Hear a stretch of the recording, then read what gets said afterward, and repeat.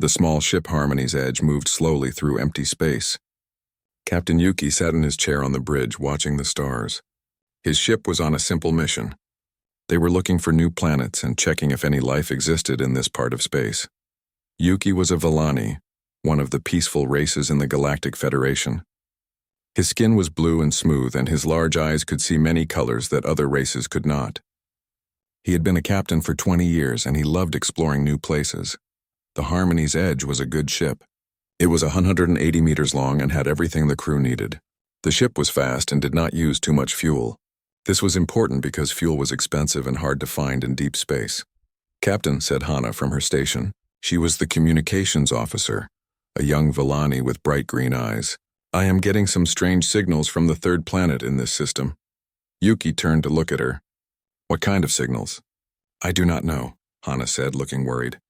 "They are not like anything in our computer files. The energy readings are very strong." At another station, Tay was looking at his long-range scanners. Tay was not Villani like the captain. He was from a race called the Anthari. He had 4 arms and could work very fast.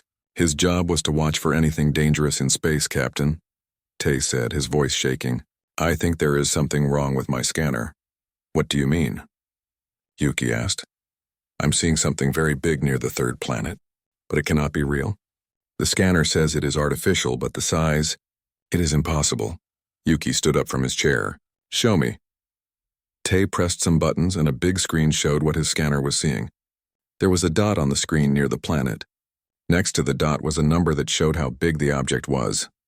Yuki looked at the number and felt confused. "That cannot be right. Check the scanner again." Tay checked everything twice. "Captain, the scanner is working fine. There is something there, and it is very, very big." Nari, the science officer, came over to look. She was a crystalline, which meant her body was made of living crystal. She was very smart and always wanted to learn new things. "This is interesting," Nari said in her musical voice. "If the scanner is right, that object is bigger than our biggest space stations." The bridge became quiet. Everyone knew that the biggest space stations in Federation space were huge. They could hold millions of people, but those stations never moved. They stayed in one place around planets or stars. "Could it be a space station?" Yuki asked. "I do not think so," Tai said. "It is moving." "Very slowly, but it is moving." Yuki felt scared and excited at the same time. In all his years of exploring, he had never found anything like this. The Federation had rules about what to do when they found something unknown. The first rule was to be very careful. "Hana, try to contact our base," Yuki said. "Tell them what we found." "I cannot, Captain," Hana said. "We are too far away. Our messages would take 3 days to reach them." Yuki thought about what to do. They could run away and come back later with more ships. But by then the object might be gone. This could be the most important discovery in Federation history. "Nari, what do you think we should do?" Yuki asked, the crystal being made a sound like wind chimes. "Captain, we must learn more. This could be a new kind of technology, or it could be from a race we have never met before. It could also be dangerous," said Doc, the security officer. He was a Thorian, a race that looked like large bears but could walk on 2 legs. If something is that big, it might have powerful weapons. Yuki looked around the bridge at his crew. They were all scared, but they were also curious. They had become explorers because they wanted to find new things. "We will go closer," Yuki decided, "but we will be very careful. Tay, keep watching the scanner. If anything happens, we run away immediately." "Yes, Captain," Tay said. The Harmony's Edge began moving toward the planet. As they got closer, the readings on Tai's scanner became even more strange. The object was not just big, it was moving in a pattern like it was patrolling around the planet. "Captain," Tay said after an hour, "I'm getting more readings. The object, I think it might be a ship." "A ship?" Yuki could not believe it.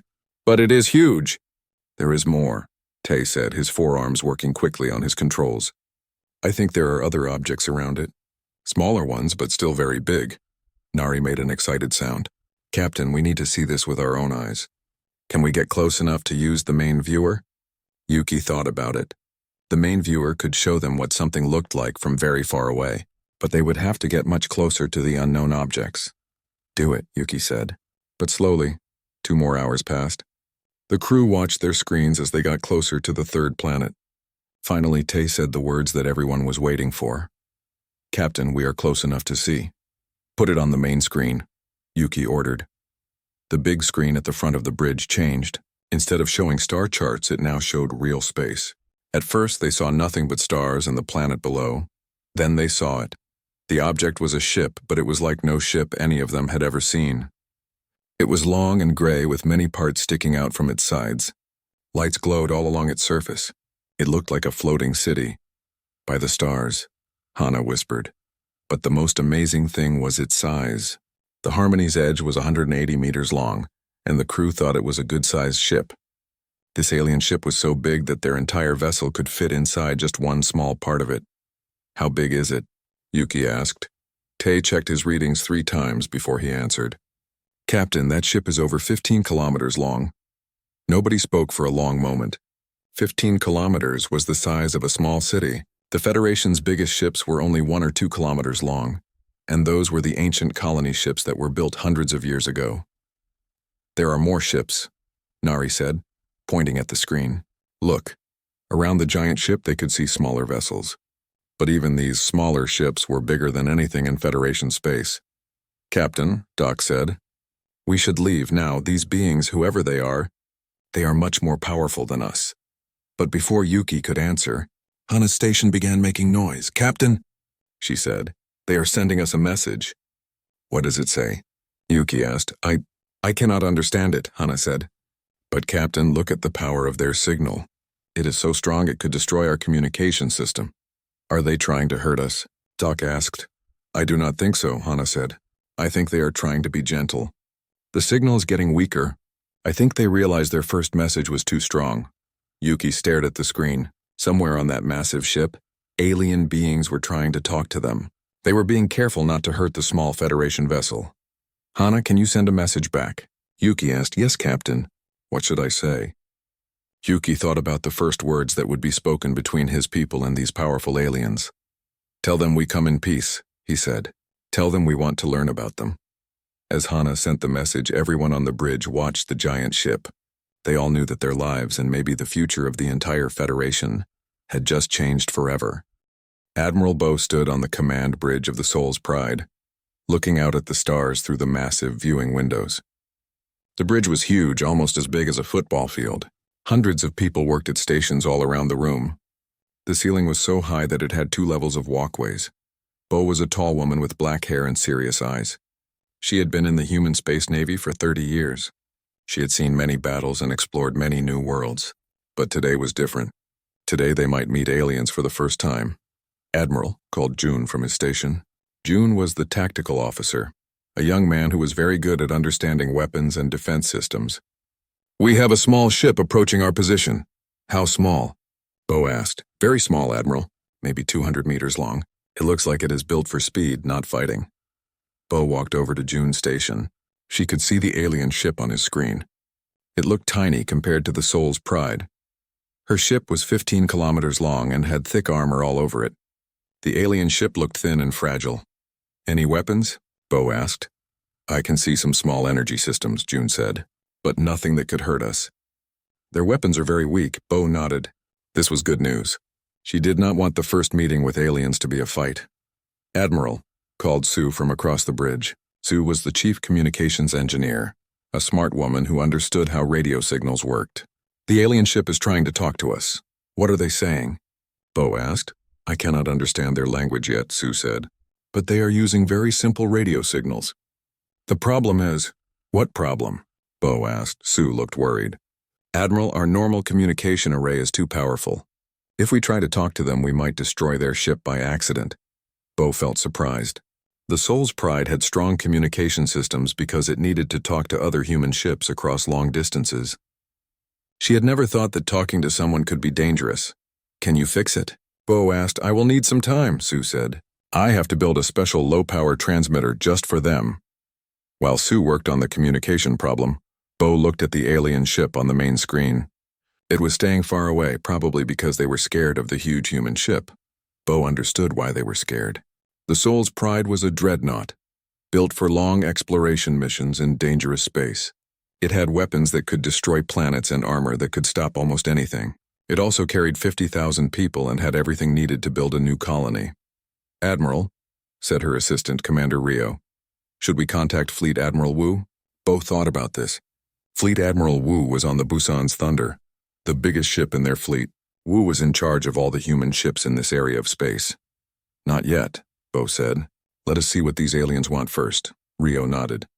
She was a young officer who helped Bo with planning and logistics. Admiral, what if they are from a big empire? What if they have many ships?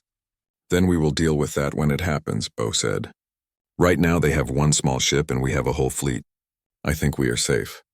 Sue worked for 2 hours building the special transmitter. Finally, she called out, Admiral, I can talk to them now. Good, Bo said. Open a channel. Sue pressed some buttons and suddenly the bridge could hear alien voices. They spoke in a language that sounded like music with high and low tones.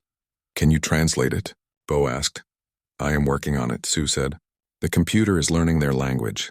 Give me a few minutes. While they waited, June studied the alien ship more carefully. Admiral, this is very interesting. Their ship uses technology I have never seen before. It looks like they build things very differently than we do.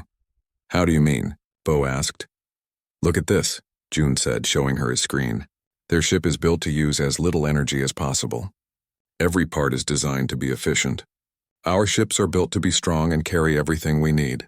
Bo understood. Human ships were built like mobile cities because humans liked to have everything they needed with them when they traveled in space. They carried extra food, extra fuel, extra weapons, and extra people in case something went wrong. Admiral, Sue said, I can understand some of their words now. They are saying they come in peace. They want to learn about us. Tell them we also come in peace, Bo said. Ask them who they are. Sue sent the message. A few minutes later, she got an answer. Admiral, they say they are from something called the Galactic Federation. They have many different races working together. The ship is on an exploration mission.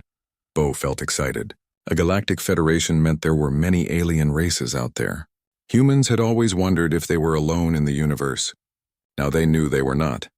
Ask them if they want to meet face to face, Bo said.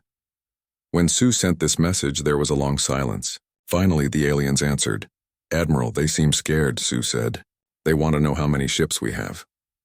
Bo looked around the bridge.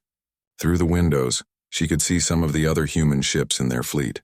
The aliens probably could not see most of them because they were spread out across the solar system. Tell them we have a few ships here for exploration, Bo said. Ask them how many ships they have. The answer came back quickly. Admiral, they say this is their only ship in this area.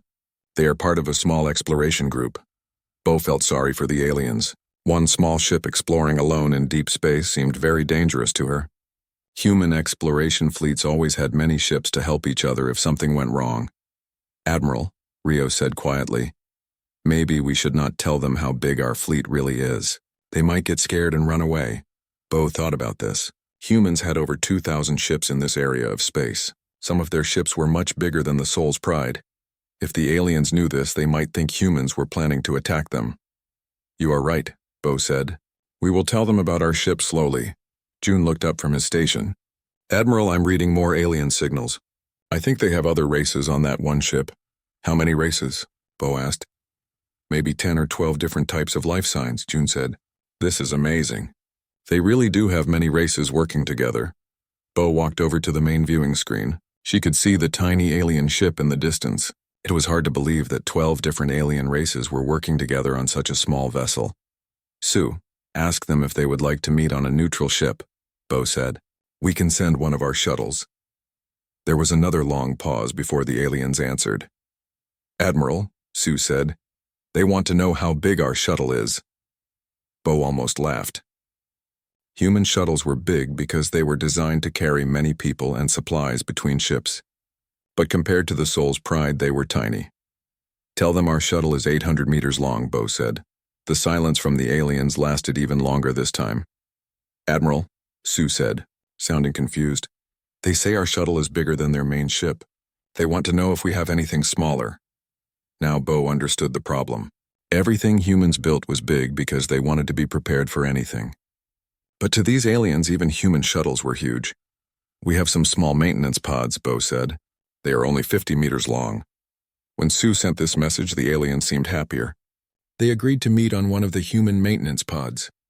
As they prepared for the meeting, Bo thought about what this meant. If the aliens thought a 50-meter pod was small, then humans built things very differently than other races in the galaxy. Admiral, Rio said, what if they ask about our biggest ships? Bo looked out at the fleet spread across the solar system. The Busan's Thunder was 23 kilometers long. Some of their mobile shipyards were even bigger, and those were just the ships here for exploration. Back in human space, there were ships that could carry entire armies. We will deal with that problem when we come to it, Bo said. As she prepared to meet the first aliens that humans had ever encountered, Bo realized that this meeting would change everything, not just for humans but for these aliens too. They were about to learn that the galaxy was much bigger and stranger than they had ever imagined. The Soul's Pride began moving toward the meeting point, its massive engines pushing the city-sized ship through space. Soon, humans and aliens would meet face-to-face for the first time in history. The meeting took place on the human maintenance pod Swift Current. Captain Yuki felt nervous as his shuttle approached the human vessel. Even though the humans said this was one of their small ships, it was still much bigger than anything he had ever seen up close. The Swift Current was 50 meters long, but it looked very different from Federation ships, where alien ships were smooth and curved. This human ship had many angles and flat surfaces. It looked strong and heavy, like it was built to survive anything. Captain, Hana said from her seat, their docking bay is opening. It is. Very big. Yuki looked through the window and saw that the human docking bay could hold 3 ships the size of their shuttle. This was supposed to be a small maintenance ship, but it had more space than many Federation stations. When they docked, Yuki brought 5 of his crew members with him. Hana came as the communications officer. Nari came because she was the science officer and wanted to learn about human technology. Tak came for security, even though his weapons would be useless against these powerful humans. 2 other crew members came to help with translation and recording. The airlock opened and they got their first look at humans. Admiral Bo was waiting for them with 3 other humans. Yuki was surprised by how the humans looked. They were not very tall and they looked soft compared to many Federation races. But their eyes were sharp and intelligent. Welcome, Admiral Bo said in the Federation common language. Her pronunciation was not perfect, but she could be understood. Thank you, Yuki replied. We are honored to meet you. They moved to a meeting room inside the ship. Yuki was amazed by what he saw. The walls were thick and strong. Everything looked like it was built to last for hundreds of years. Federation ships were built to be light and efficient, but this human ship was built like a fortress. Please sit, Admiral Bo said, pointing to chairs around a large table. As they sat down, Yuki noticed that even the chairs were different. Federation chairs were light and comfortable. These human chairs were heavy and solid. They felt like they could survive being thrown around in a battle. We have many questions, Admiral Bo said. But first, we want to understand your Federation. You said you have many races working together? Yes, Yuki said. The Federation has 847 different races. We have been working together for over 2,000 years. Admiral Bo looked surprised. 847 races? That is amazing. How do you communicate with so many different species? Nari answered this question. We use a common language that all races learn. We also have translator machines for races that cannot speak with voices. Fascinating, said Sue, the human communications officer. How do you make decisions with so many different opinions? We vote, Yuki said. Each race sends representatives to the Federation Council. We discuss problems and find solutions that work for everyone. The humans looked impressed but also confused. That must take a long time, Admiral Bo said. Sometimes, Yuki admitted, but it is fair. Every race has a voice, Admiral Bo nodded slowly. Humans do things differently. We vote too, but we make decisions faster. We do not like to wait when action is needed. How many human races are there? Nari asked. The humans looked at each other. Just one, Admiral Bo said. All humans are the same race. We have different cultures, but we are all the same species. This shocked the Federation crew. A single race that could build such huge ships? It seemed impossible. How many humans are there? Hana asked. About 300 billion, said Rio, the human logistics officer. Yuki felt dizzy. 300 billion people of one race?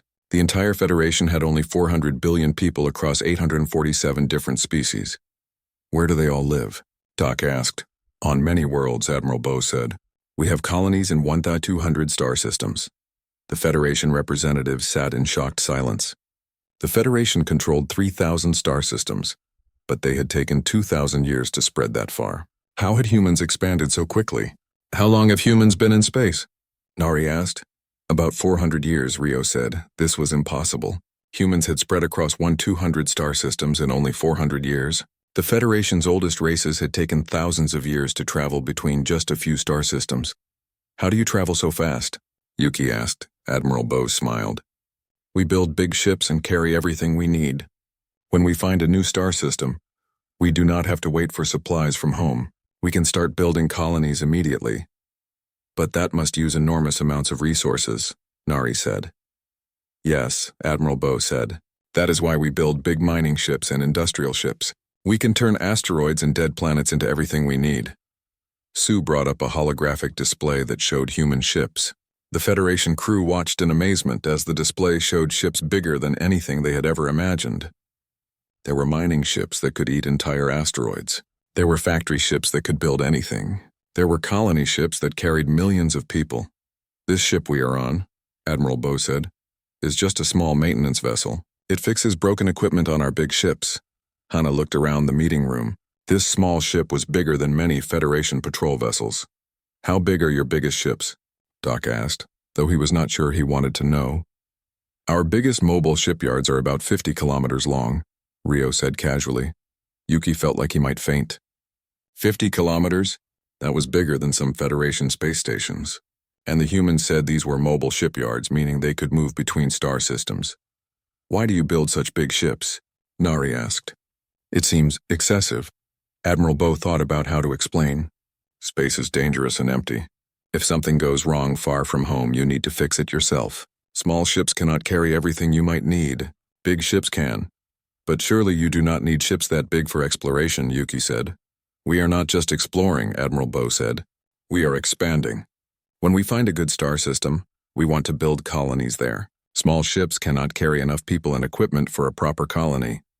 How many people do you put in a colony? Hana asked. Usually about 1 million to start, Rio said. That way the colony can grow quickly and defend itself if needed. 1 million people in a starting colony. Most Federation colonies started with a few thousand people and grew slowly over hundreds of years. What do you mean by defend itself? Doc asked. Admiral Bo's expression became serious. Space has many dangers. Pirates, hostile aliens, natural disasters. A colony needs to be strong enough to survive anything. But the Federation keeps peace in our space, Yuki said. Our colonies do not need to defend themselves. That is good, Admiral Bo said. But humans learned early that we cannot depend on others for protection. We must be ready to protect ourselves. Nari made her wind chime sound, which meant she was thinking hard. Your approach is very different from ours. We build small, efficient ships that work together. You build large, powerful ships that can work alone. Both ways have advantages, Admiral Bo said diplomatically. But Yuki could see that the humans were confused by Federation methods, just as the Federation crew was confused by human methods. It was like two completely different ways of thinking about space travel and civilization. Can we see one of your larger ships? Nari asked. Admiral Bo and her crew exchanged glances. We have some concerns about that, Admiral Bo said carefully. Our larger ships might be overwhelming. We would like to understand human technology, Nari insisted. Admiral Bo sighed. Very well, but we will start with something medium-sized. Rio, contact the Dagu's hammer. What kind of ship is that? Yuki asked. A heavy cruiser, Rio said. About 8 kilometers long, 8 kilometers. Yuki tried to imagine a ship that big, but his mind could not grasp it. The biggest ship he had ever seen was a Federation dreadnought that was 2 kilometers long, and that was considered a giant. Before we continue, Admiral Bo said, we should tell you something important. This fleet you have met is just a small exploration group. We have many more ships in human space, and how many ships? Yuki asked, though he was starting to be afraid of the answer. In this fleet, about 2,000 ships. The silence that followed was so complete that they could hear the air recycling systems running. Finally, Hana spoke in a very small voice. How many ships does humanity have in total? Admiral Bo looked uncomfortable. We are not sure of the exact number, but probably around 50,000 major vessels. Yuki realized that first contact between humans and the Federation was going to change everything. The Federation thought they were the most advanced civilization in the galaxy, but they had just met a single race that had more ships, more people, and more industrial power than the entire Federation combined. And the humans seemed to think that building 50-kilometer-long ships was perfectly normal. 3 days after the first meeting, Captain Yuki and his crew prepared to visit the human ship Soul's Pride. Admiral Bo had offered to give them a tour, and despite their fear, the Federation crew was too curious to refuse.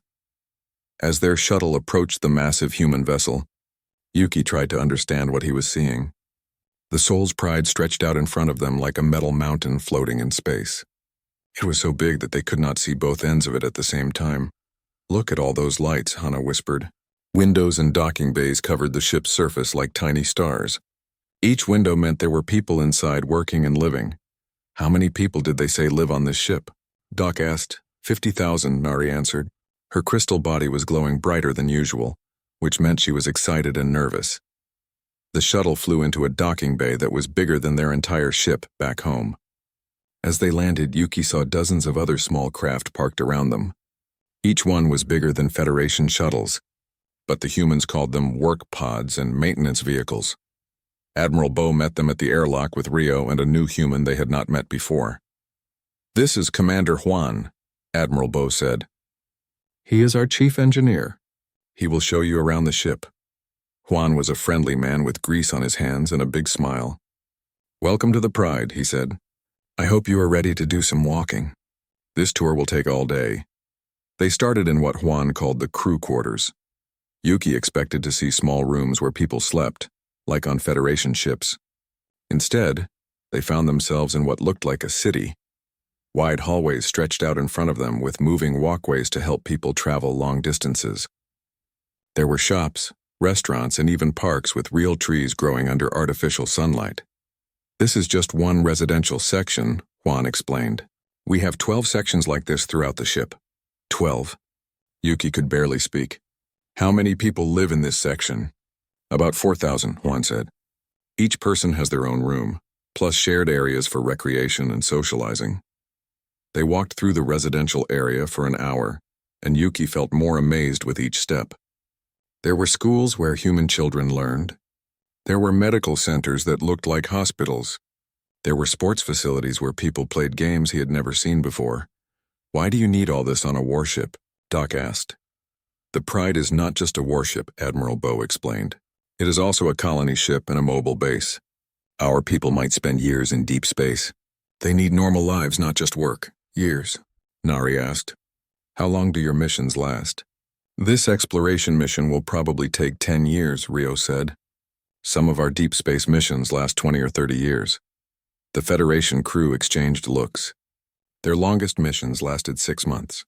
After that, crews needed to return home for rest and resupply. "Do people not miss their home worlds?" Hana asked. "This ship is our home," Juan said with pride. "Everything we need is here." Next, they visited the ship's industrial sections. Yuki expected to see small workshops where people fixed broken equipment. Instead, they found massive factories that could build almost anything. These fabrication centers can make new shuttles, weapons, electronics, even food, Juan explained. "If we need something and do not have it, we can probably build it." The machines were enormous.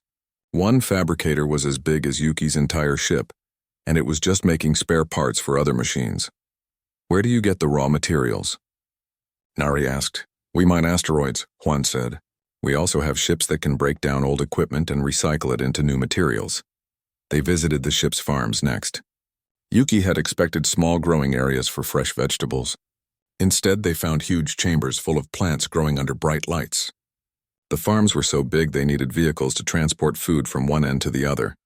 "We grow about 60% of our food," Rio explained. "The rest comes from our supply ships." "Supply ships?" Yuki asked. "Yes, we have cargo vessels that bring us things we cannot make ourselves. Luxury foods, entertainment, messages from home." "How big are these supply ships?" Nari asked. "Most of them are about 3 kilometers long," Admiral Bo said. "Big enough to carry supplies for the entire fleet." By this time, the Federation crew was feeling overwhelmed. Everything on the human ship was bigger than anything they had ever imagined. But they had not seen the most impressive part yet. "Now we will visit the engine room." Juan said with excitement. The engine room was like a cathedral made of metal and energy. The fusion reactors that powered the ship were each the size of a Federation space station. Massive pipes and cables carried power throughout the ship. The sound was like controlled thunder. Each reactor produces more energy than most star systems use, Juan shouted over the noise. We need that much power to move a ship this big. How much power? Nari asked, her crystal body now glowing so bright it hurt to look at her. Juan checked a display panel. Right now we are using about 40,000 terawatts. Nari made a sound like breaking glass. The entire Federation used about 50,000 terawatts across all of their 3,000 star systems. This one human ship used almost as much power as their entire civilization. But the biggest shock was still coming. As they finished the tour of the Soul's Pride, Admiral Bo received a message on her communication device. Excellent timing, she said. Fleet Admiral Wu has arrived with the main group. Would you like to meet her? The main group? Yuki asked weakly. Yes, the rest of our exploration fleet was surveying other star systems. They have come to meet you. They went to an observation deck to watch the arrival. At first, Yuki saw nothing but empty space. Then the first ship appeared. It was even bigger than the Soul's Pride. Much bigger. That is the Busan's Thunder, Admiral Bo said proudly. Fleet Admiral Wu's flagship. More ships began appearing. Each one was enormous. Yuki saw heavy cruisers, battleships, carrier vessels, and ships he could not identify. There were so many that they blocked out the stars. How many ships? Hana whispered. About 400 in this group, Rio said. The rest are still exploring other systems. Doc sat down heavily in a chair. His bear-like face showed complete defeat. We are so small, he said. How did we ever think we were important? But the humans were not finished surprising them. Admiral Bo, came a voice over the communication system. This is Fleet Admiral Wu. Permission to bring the Inchen's Forge for a demonstration? Granted, Admiral Bo replied. Then she turned to the Federation crew. You might find this interesting. A new ship appeared. This one was different from the others. It was not as sleek or warlike. Instead, it looked like a giant construction site in space. What is that? Nari asked. A mobile shipyard, Admiral Bo said. The Inchen's Forge can build new ships wherever we need them. How big is it? Yuki asked, though he was not sure he wanted to know. About 30 kilometers long, Rio said. It is one of our smaller shipyards, 30 kilometers. The Federation's biggest space stations were 5 kilometers across. Watch this, Admiral Bo said. On the observation deck's main screen, they could see the shipyard beginning to work. Massive machines moved raw materials around. Construction beams began welding metal together. In just a few hours, the basic frame of a new ship began to take shape. What are they building? Yuki asked. A light cruiser, Admiral Bo said. About 400 meters long. It should be finished in 3 days. 3 days to build a 400-meter ship. The Federation's best shipyards needed 6 months to build a ship that size. We are building it for you, Admiral Bo added. A gift to help your people understand human technology. Yuki stared at the screen. The humans were building a ship bigger than most Federation vessels as a gift. They were doing it just to be friendly. Why? He finally asked. Why are you giving us such an expensive present? Admiral Bo looked confused. Expensive? It only costs us some raw materials and a few days of work. We have plenty of both. That was when Yuki understood the real difference between humans and the Federation. To his people, ships were precious things that took years to build and could not be replaced easily. To humans, ships were just tools that they could make whenever they needed them. Admiral, Nari said in a shaking voice, what is the biggest ship that humans have ever built? Admiral Bo thought about it. Probably the new Tokyo. It is about 80 kilometers long. But it does not travel between stars. It stays in the Sol system and builds other ships. 80 kilometers. Yuki closed his eyes and tried to imagine a ship that big. He could not do it. His mind simply could not understand something so massive. As they watched the human fleet work, building a new ship as easily as the Federation might build a shuttle, Yuki realized that everything had changed. The Federation was no longer the most advanced civilization in the galaxy. They were not even close. 2 weeks had passed since the first meeting between humans and the Federation. Captain Yuki and his crew had spent this time learning about human civilization, and each day brought new surprises. They were now aboard the Busan's Thunder, Fleet Admiral Wu's flagship. The ship was so big that Yuki still got lost trying to find his quarters. Admiral Wu had given them entire rooms to themselves, each bigger than the captain's cabin on a Federation battleship. Fleet Admiral Wu was an older woman with gray hair and kind eyes. She had been exploring space for 40 years and had seen humans grow from a single planet species to a galactic civilization. "I hope you are comfortable," Admiral Wu said as they met in her private conference room. "I know our ships can seem overwhelming." "We are getting used to it," Yuki said, though this was not entirely true. How could anyone get used to living inside something the size of a small moon? With Admiral Wu was Ambassador Gil, a human diplomat who specialized in meeting new races. He was a calm man who spoke softly and listened carefully. "We have been thinking about your Federation," Ambassador Gil said. "It sounds like a wonderful organization. 847 different races working together in peace." "It has taken us 2,000 years to build," Yuki said proudly. "Many wars and conflicts, but we learned to solve problems with words instead of weapons." "That is admirable," Admiral Wu said. "Humans also prefer peace, but we prepare for war. We learned that the universe can be dangerous."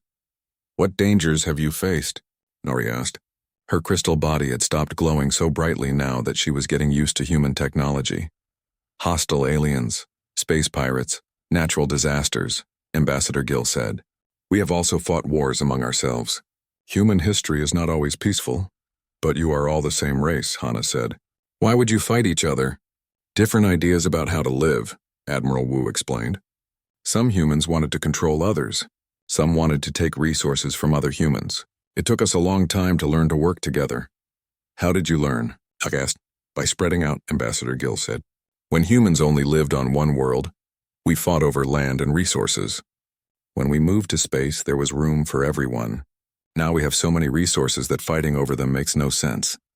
Dr. He joined them for lunch. She was the fleet's chief scientist who studied alien life. She was very excited to meet the Federation crew because they were the first aliens humans had ever found. "Your biology is fascinating," Dr. He said to Nari.